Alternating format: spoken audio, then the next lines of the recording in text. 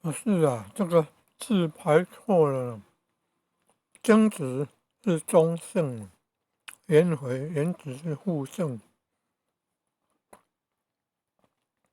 子思是庶圣，孟子是雅圣，孔子是文仙的先圣。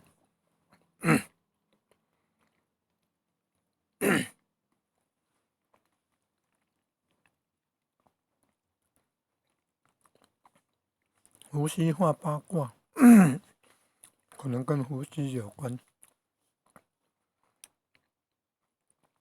先圣两个字要移到孔子的前面了，副圣两个字要移到下面，在颜子的前面。